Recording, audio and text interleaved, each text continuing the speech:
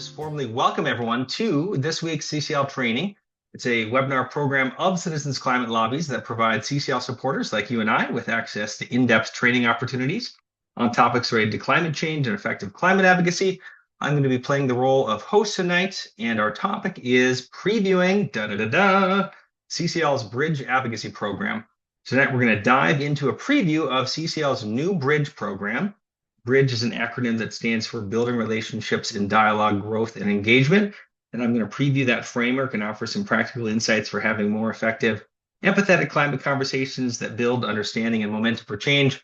This is a relational advocacy program returning to our roots that's based on behavioral and social science from a whole variety of fields across the social and behavioral science world. Drs. Haidt, Dr. Weiler, Cialdini, Amanda Ripley, more. The program is going to serve as one of the foundation building blocks for citizens climate advocacy in our year ahead. So we wanted to end this year before we start next year with a little bit of a review in how we can help understand what will lie ahead. So I guess first, a little bit more about me as your presenter tonight. I know that I know a lot of you, but my name is Brett Cease. I use he, him pronouns. And I wake up every morning feeling grounded in this privilege and joy of being able to serve as CCL's Vice President of Field Operations. In my role, I get to lead and support a nation of amazing volunteer leaders like yourselves through advocacy initiatives and training like Bridge that we're about to explore, and really help us to become more effective with working with Congress in enacting strong climate policy. My background, I've been involved with CCL since 2011, served a lot of the roles, but before that, I lived as a Northern Minnesota Wilderness Program Director and lead instructor for several outdoor education organizations. And I've had a through line and a passion for connecting civic engagement with issue-based advocacy throughout my career. So I've had the chance throughout different iterations to teach undergrad courses, high school social studies, campus sustainability, you name it. Got a variety of master's degrees and a PhD in public policy. And now I'm up here in Northern Minnesota in Duluth. And so when I'm not on Zoom, which happens to be the majority of each and every one of my days, I do love spending time exploring outdoors with my family and deepening our community connections. We've got a great community up here in Duluth. So by the time we walk away from tonight, our hope is that you walk away with three things. We're going to have a chance to review why Bridge highlights, and also look ahead. So I really hope that you have a solid understanding of Bridge, what the program is, the skills that it's hoping to develop, how it strengthens the human side of advocacy, and leave with a sense of the research behind it, the kinds of conversations it's going to prepare us for. I hope that you have a clearer sense of why we feel Bridge matters right now, why this moment in our politics is really demanding deeper relationship building, better communication skills, and a more strategic way of engaging with Congress. We'll connect the dots between what you see happening nationally and why CCL is investing so heavily in this work. And also we'll give you a chance to look ahead, so how you can plug in, what opportunities are available, what support you'll receive as we roll this out, some of the timeline and milestones to expect in early 2026. So you'll leave knowing exactly where this is heading and how you can be a part of it. So let's jump in with a little bit of background. So really, let's frame this as the challenge first. And that is, before anything else, we as CCLers know that as an organization, we've established ourselves as a highly effective, nonpartisan advocacy group. However, there's the challenge of passing durable bipartisan climate legislation. And it still exists, believe it or not. And it requires more than just well-articulated talking points or meeting with Congress occasionally and having approaches that don't have an integrated strategy. It demands deep, resilient relationships, profound understanding of human motivation, and the ability to really transcend the polarizing political landscape of our times. So we know this, right? Facts alone don't move Congress. Strong relationships and trust, especially within relational networks that we build in our communities, are what helps drive strong advocacy. And that's why CCL volunteers like you are key. Because if we're doing our job well, to succeed at advancing climate solutions through Congress, CCL believes it's crucial for lawmakers to see climate action as salient, feasible, and safe, and that durable political change comes from durable human relationships. That's really the core of our theory of change as an organization. So in comes the solution, and that again is Bridge, standing for Building Relationships in Dialogue, Growth, and Engagement.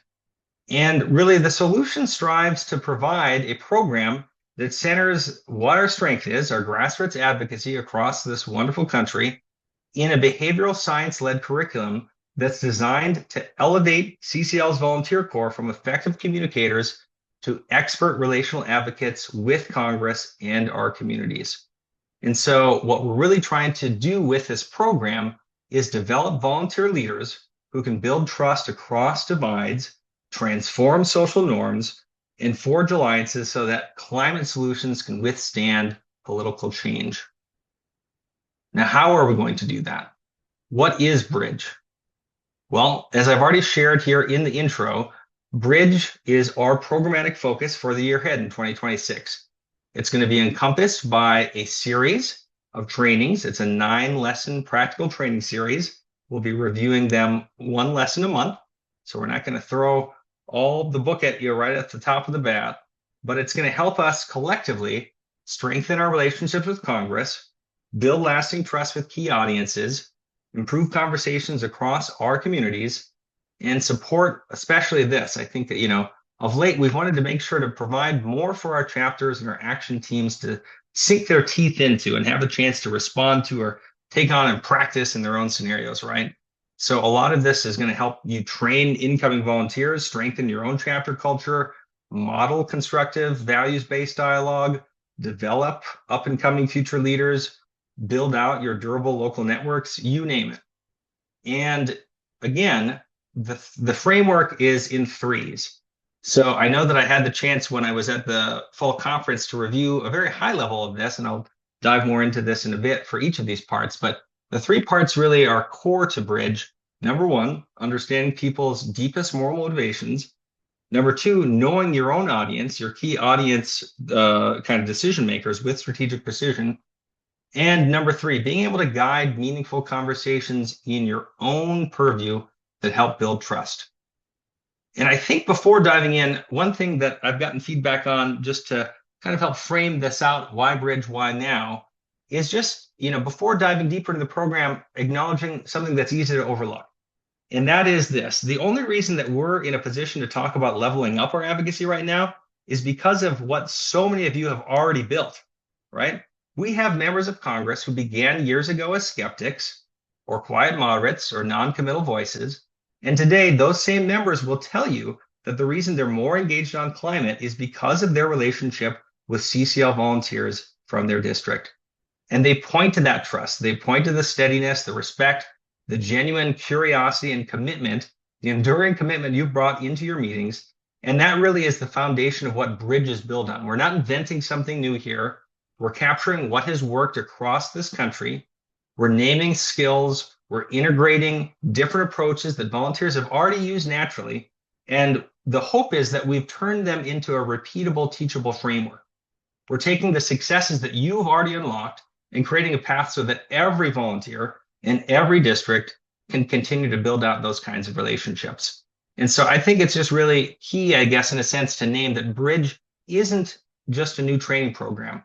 It's a way of honoring the best of who we already are as CCL leaders, all of you that are on the call tonight or those that are listening in later, while giving everyone tools and a common book to really step into that same level of relational competence and effectiveness to empower even more stories like the ones that you've created. And so in honor of Dick Van Dyke's 100th birthday today, for those that don't celebrate, happy birthday, Dick. I believe it was Julie Andrews that said, let's start in the very beginning. And that's a very good place to start, right? So I would like to propose the very first lesson, the very core of what we're trying to accomplish, is kind of helping us understand our own thinking.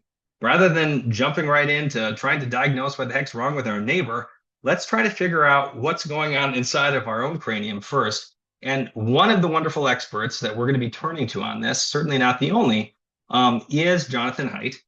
This pull quote is from his book, The Righteous Mind, which has been one of the anchor texts that we've used as a staff as have built out this, program.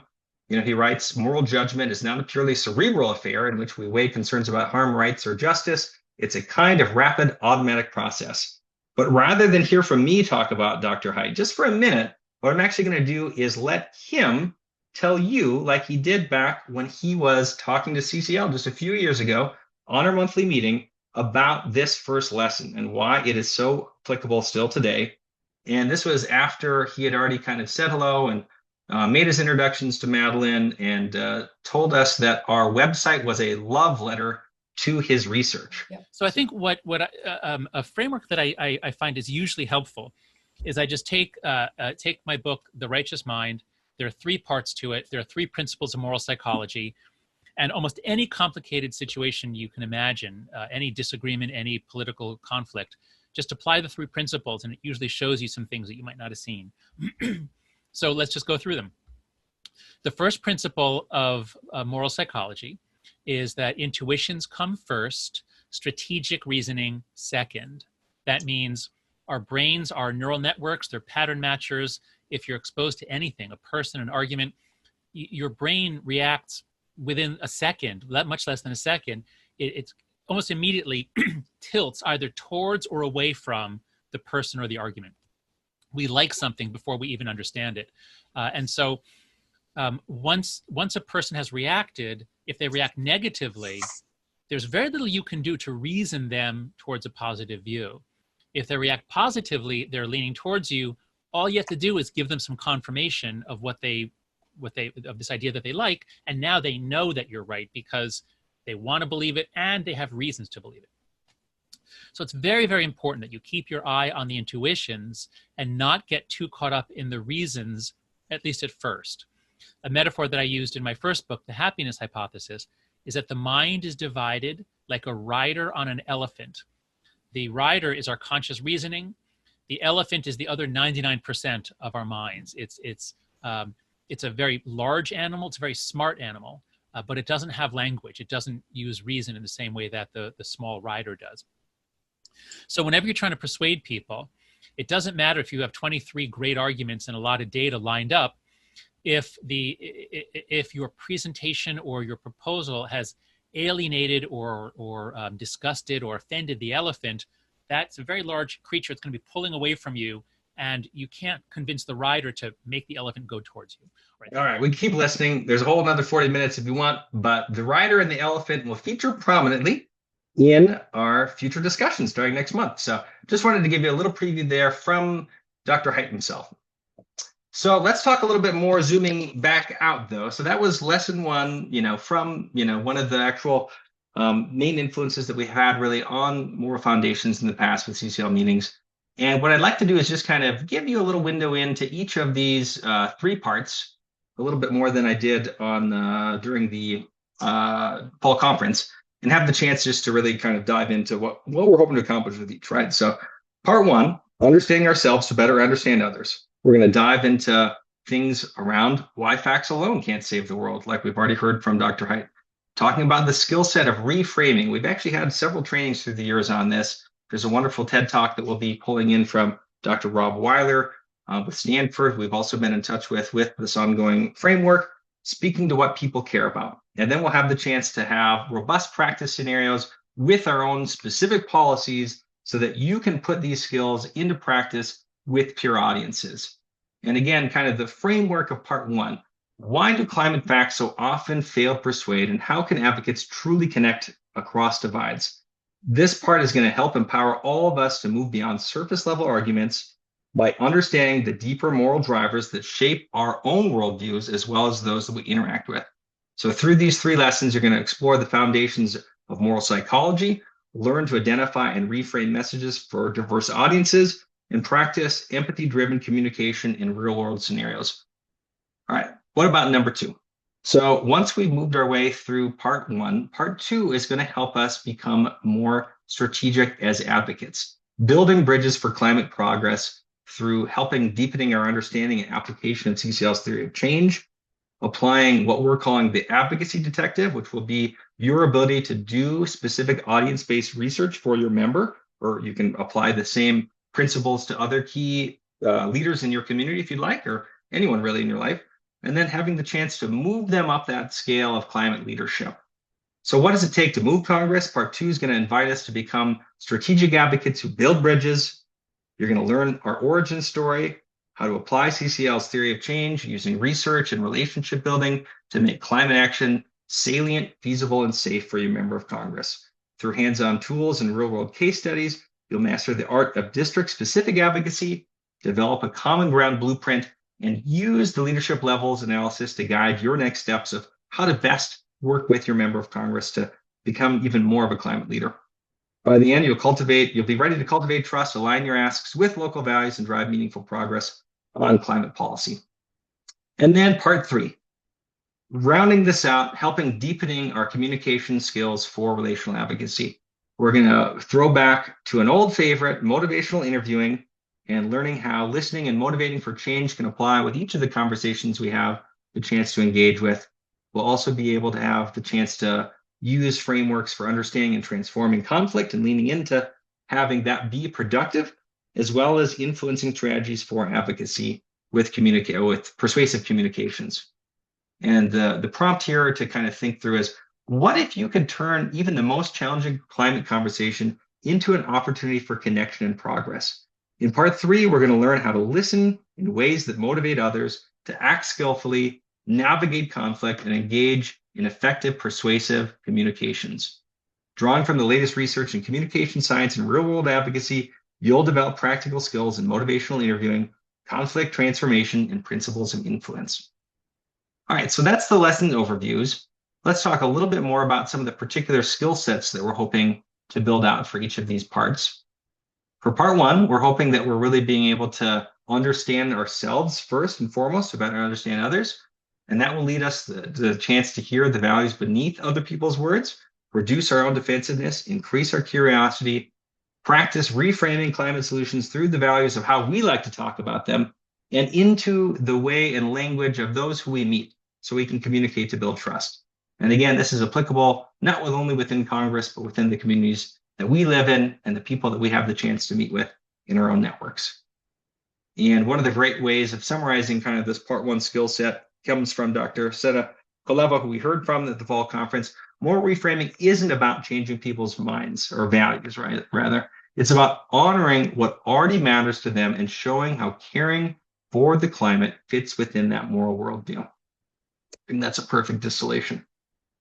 All right, part 2, knowing your audience. One of these, kind of high-level overview for the skill sets includes being able to review CCL's theory of change in history, like I've shared, helping have the skill set in a common language to identify your lawmakers' political, economic, and cultural incentives, understand your community through their lens, having a practical, repeatable research approach for every lobby team, and really extending that not only for our lobby teams, but for all CCL volunteers in your chapter, so they too can understand the drivers and really help weigh in and help build out kind of that greater awareness of relationship building to take your member or whatever key relationships are to the next level.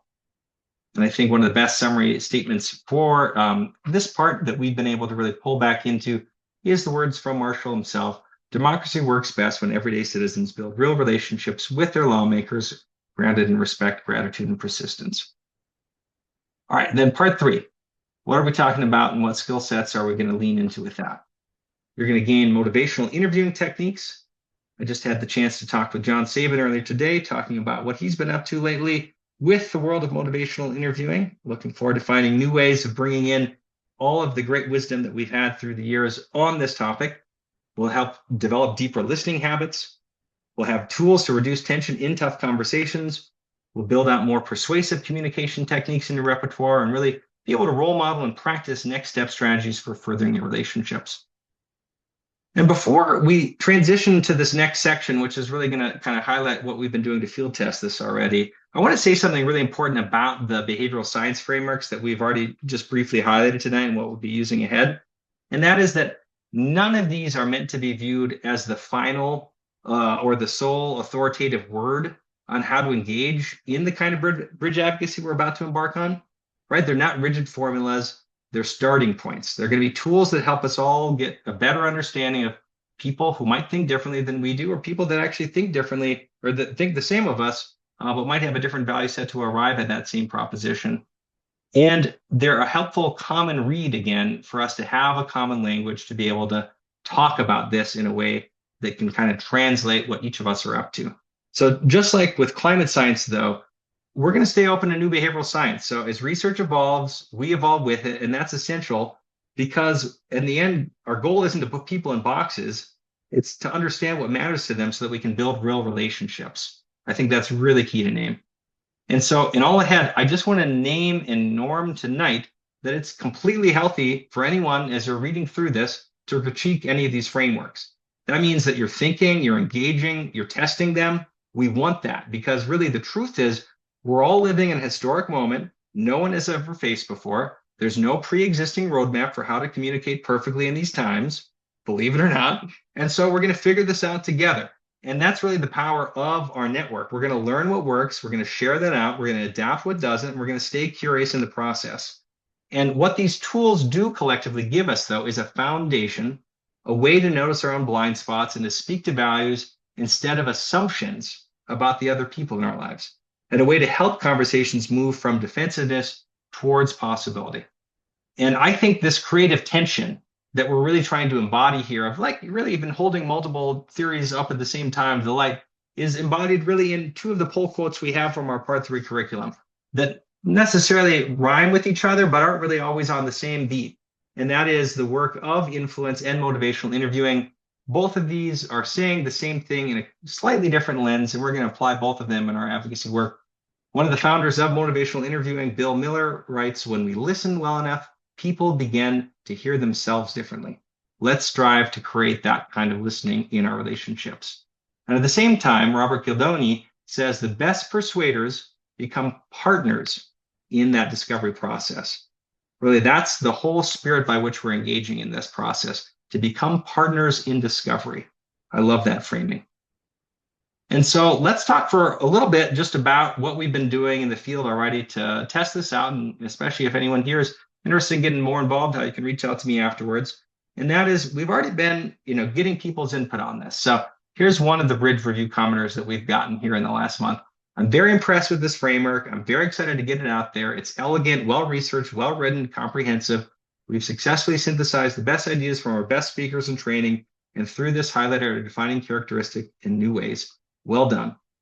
And how have we done that so far? Well, we've been consulting with curriculum design experts, academic researchers across these fields, graduate students that are active for some of these researchers that we're citing themselves.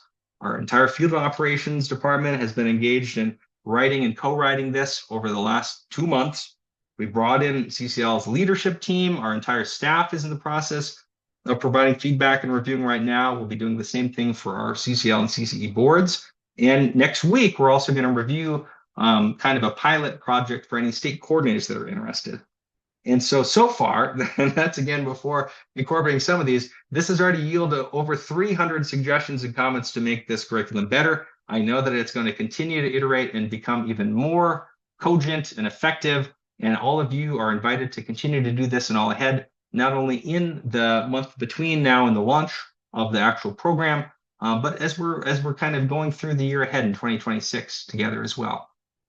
Here's another commenter and a CCL volunteer that's had the chance to read Bridge here so far. "Bridge is amazing and a terrific encapsulation of what we do. Relationships are key to what we do. Highlighting moral foundations and a non-judgmental understanding of people different to ourselves is essential for our success. I'm so grateful that CCL is one of the few organizations picking up and running with this kind of approach in the current times that we are in." So just got a couple last slides, and then let's open it up for questions for the second half of our time together tonight. So you might be saying, well, when is Bridge coming to a store or a theater near you, or a chapter near you, more rather? Well, we plan on launching it officially in January's CCL monthly meeting. So that'll be the second Saturday of the new year in January. We'd love to have you there. And with that launch, there's going to be a geyser of new activities and ways for you to plug in the months following after that. We'll have self-paced online lessons. I'll give you a little preview of those tonight. We'll have the chance to kind of preview this not only in the monthly meeting, but ahead of time on our monthly leadership calls. We'll have chapter-ready exercises and practical tools that you can apply, hands-on in your own communities that we'd love to have feedback on and how to make even better. And we're also going to be using kind of this cascading lesson activity approach to really have a cycle every month so that our most key leaders have the chance to demonstrate and put this into practice confidently in their own circles first, and then ripple it out. So we'll be starting with our state coordinator meeting, having the chance to jump in to provide training and support for those key leaders across the country, for leaders of their respective states. We'll be reinforcing that with an even more in-depth training on that specific lesson each month with our Thursday night training program once a month, CCL training, what you're on right now. We'll really dive in deeply every month and have some activities across each of these lessons. We'll then make sure that group leaders, liaisons, action team leaders, you name it, all of our key volunteer leaders on our leadership calls have the chance to then practice that as well and put that into their own confidence building before we ripple into the monthly meeting, where you then with your chapters have the chance to debut, try it out, iterate, moderate, make suggestions on how to make it even better. It'll show up in our monthly meetings as well as our action sheets. So this is really going to be the roadmap for 2026's action sheet communication activities. We'll have ways every month that you'll see as we're applying Bridge to the work we're doing across all 5 levers. It's really going to be the unifying principle of how we're trying to approach our shared work so that heading into the year, we already know what we're doing. We've always had a policy roadmap, or at least for the several last years, we found it very valuable on kind of the government affairs side of things to have a policy roadmap. But you can think of this as an advocacy roadmap. We're going to apply the same principle to our program and to our training for the year ahead as well. And so what I'd like to do is close just before opening it up for questions with a question. And that is to ask you all something tonight with a thought experiment. Someone asks you after you've tuned in to this training, what's the deal with CCL? What are they up to right now? Or, say you're walking down the street and somebody randomly happens to stop you and ask, how can I even make an impact these days on an issue I care about, like climate? If you were posed with that question, obviously there's a lot of things you can say. And from a Bridge lens, what I'd like to suggest is how I might respond. Acknowledging something like, the political moment right now is really volatile. Between all the big things happening within our government, as well as accelerating climate impacts, a lot feels outside of our control. At least it does for me, right? But one thing is in our control, and that's how we show up in conversations with the people who make decisions. That's why we in CCL are focusing on volunteer training that covers 3 things in the year ahead. Understanding how people form beliefs and what actually motivates them, building communication skills that create trust instead of conflict, and learning how to help a member of Congress move step by step towards climate leadership. Most climate groups right now are focusing on mobilizing pressure. We're going to focus on changing the conditions that actually allow lawmakers to act, making climate important to them, showing where it's feasible, and helping it feel politically safe. So in a moment when national politics does feel chaotic, this approach gives volunteers real power, right? It keeps the doors open so that we can keep moving climate solutions forward no matter who's in office. That's how I'd frame it. So what I'd like to close with tonight is just asking, who's ready to jump in? Who's with us? I'm excited. And again, especially for those tuning in later, if you have questions after tonight, feel free to use our forums. You can always email me, brett@citizensclimate.org. And we look forward to seeing you in the new year on the Bridge. Thanks, everyone. Let's jump in. Thank you, Thanks, Brett. Brett. Thanks, Brett. Thank you, Brett. Everybody. Thanks, Bye, Brett. Good to see you, friends. Kelly. Thanks, everyone. Have a great night. Thank you for listening to this episode of Citizens Climate Lobby's training program. You can tune into more episodes anywhere podcasts are available. Inspired by what you heard today? Join Citizens Climate Lobby to advocate for bipartisan climate solutions. Go to community.citizensclimate.org to find more trainings, resources, your local chapter, national action teams, discussion forums, and more. Be sure to like our Facebook page and follow us on Twitter and Instagram @CitizensClimate. We also invite all of our listeners to subscribe to our YouTube channel for more inspiration. Like what you hear? Recommend us to your friends and make sure to give us a 5-star rating. It helps us show up on other listeners' feeds. Feel free to pass on any suggestions for future episodes in the comments as well. And together, we are creating the political will for a livable world.